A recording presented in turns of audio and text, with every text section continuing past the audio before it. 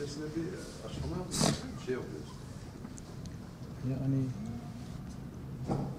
değerli basın mensupları, hepiniz hoş geldiniz. Batman'dan İdlib'e adil yardım çağrısı.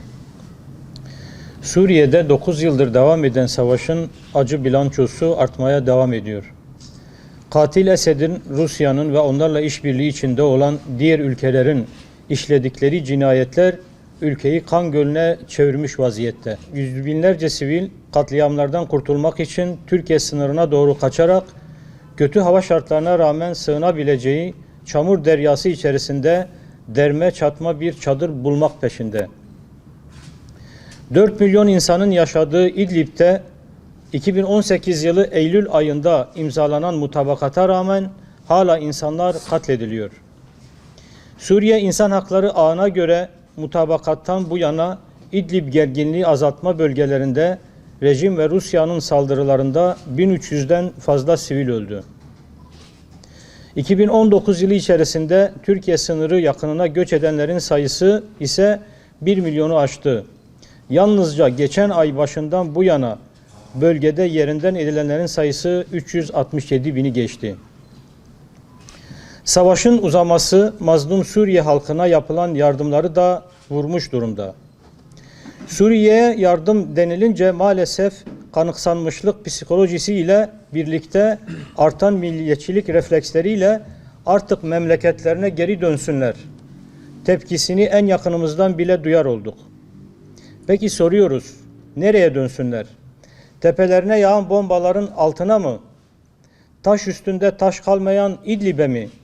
Tekrar soruyoruz, bu insanlar nereye dönsünler?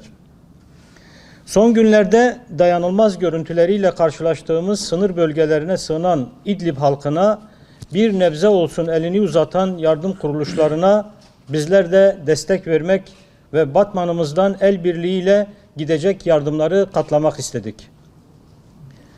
Kızılay, Batman İHA ve Yedi Başak derneklerinin İdlib'e adil yardım çağrısı sloganıyla açmış oldukları yardım kampanyalarına düşünce ve inanç özgürlüğü platformu olarak tüm bileşenleriyle destek olup sahaya inmeye karar verdik. Kampanyamız acil olarak ihtiyaç duyulan malzemeler olan halı, hasır, soba, yakacak, mutfak seti, un, temiz içme suyu, konserve, gıda kolisi, bebek kolisi, hijyen paketi, battaniye, sünger yatak ve her çeşit kışlık giyim malzemesi toplanarak tırlarla sınır bölgesine gönderilecek. Nakdi yardım yapmak isteyenler için de 20'şer TL'lik çekler hazırlanmış olup Kızılay ve İHA banka hesapları bu amaçla kamuoyu ile paylaşılmıştır. Bugün yanı başımızda kardeşlerimize sahip çıkma günüdür. 4 milyona yakın insanın yaşadığı İdlib'de bombardımanların devam etmesi halinde ki maalesef gidişat bunu gösteriyor, dramın büyüklüğünü tahayyül bile etmek istemiyoruz. Yarın çok geç olabilir. Bugün kardeşliğimizi gösterme günüdür. Kışkırtılmaya çalışılan milliyetçilik azgınlığına inat, ümmet olmanın sorumluluğunu iliklerimize kadar hissedip kardeşliğin, paylaşımın gününün bugün olduğunu tüm dünyaya göstermeliyiz.